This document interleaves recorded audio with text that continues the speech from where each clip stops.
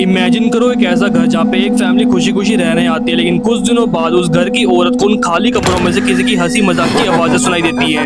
रात को उसका बेड अपना हिलने लगता है और उसके अगले दिन उस औरत की डेड बॉडी मिलती है। हस्बैंड घर छोड़कर अपने बच्चे के साथ उस घर से हमेशा हमेशा के लिए चला जाता है, लेकिन अगले 20 सालों से इस घर से 20 मौतों की कहानी जुड़ जाती है और आज भी अमावस्या की रात में इस घर से एक औरत की आवाजें सुनाई देती है। आखिर इस घर में हुआ क्या था, चलिए जानते हैं।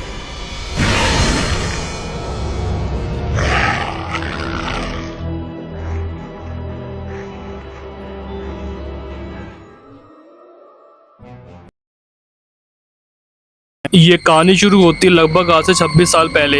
2000 साल के आसपास का वो समय। एक बिजनेसमैन अपनी वाइफ और 3 साल के बेटे के साथ एक नए शहर में शिफ्ट हुआ था। बिजनेस के काम की वजह से उसको वहाँ पे 2 से 3 साल या फिर उससे ज्यादा भी रहना था। इसलिए उन्होंने रानी नगर नाम के एरिया में एक प्लॉट खरीद कर उस पर अपना घर बनाने का डिसाइड किया। कंस्ट्रक्शन के दौरान घर को बनाने के लिए जो मिट्टी और क्ले यूज हो रहा था वो एक पुरानी सीमेंट्री के आसपास से उठाई गई थी।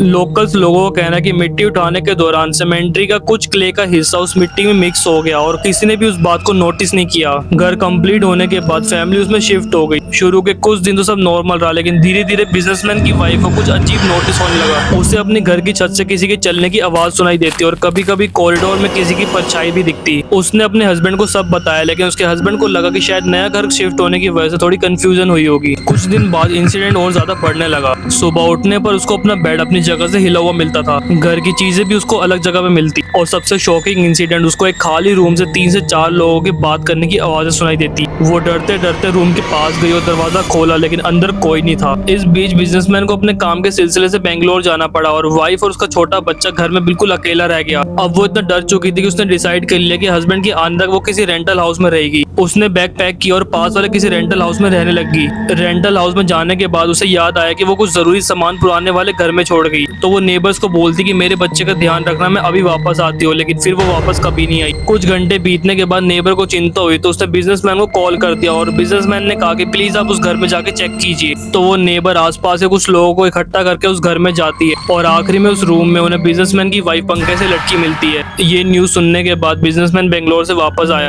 वाइफ की डेथ के बाद उसने वो घर खाली कर दिया और अपने 3 साल के बच्चे को लेकर हमेशा हमेशा के लिए बेंगलोर चला गया और दोबारा उस घर में कभी नहीं आया। उसके बाद वो घर काफी टाइम तक अबेंडेंड रहा। लोगों के अकॉर्डिंग कुछ लोगों ने वहाँ पे रहने की कोशिश करी, लेकिन कोई भी वहाँ पे ज्यादा टाइम तक टिक नहीं पाया। उन्हें उस घर से किसी के चलने की आवाजें सुनाई देती और कभी कभी किसी की परछाई भी दिखती थी। पुरानी स्टोरीज में इस घर से मिस्टीरियस डेथ और कुछ मर्डर्स को भी जोड़ा जाता है। क्लेम के मुताबिक अगले 20 से 22 सालों में करीब 20 से भी ज्यादा डेथ जुड़ी हुई है, लेकिन इन क्लेम की इंडिपेंडेंट कंफर्मेशन नहीं है। आज भी घर बाहर से देखने पर ज्यादा पुराना नहीं लगता। कुछ साल पहले इसको पेंट भी किया गया था और एक फैमिली रहने की कोशिश करी थी, लेकिन वो भी ज्यादा टाइम तक टिक नहीं पाई। एरिया के लोग खासकर अमावस्या की रात उस रोड से गुजरना अवॉइड करते हैं। कुछ लोगों का कहना है कि रात के वक्त उस घर से एक औरत की रोने की आवाजें सुनाई देती है। ये आवाज सच में किसी पैरानॉर्मल चीज की है या फिर एक पुरानी स्टोरी ह्यूमर, ये कहना मुश्किल। लेकिन एक बात जरूर है, एक माँ की डेथ, छोटे बच्चे से जुड़ा हुआ ये इंसिडेंट और उसके बाद घर को लेकर बनी ये स्टोरी इस जगह को और डरावना बना देते हैं। आज भी लोकल पेरेंट्स अपने बच्चे को रात के समय उस रोड से जाने से मना कर देते हैं और शायद इसी वजह से 20 साल से भी ज्यादा टाइम बीतने के बाद भी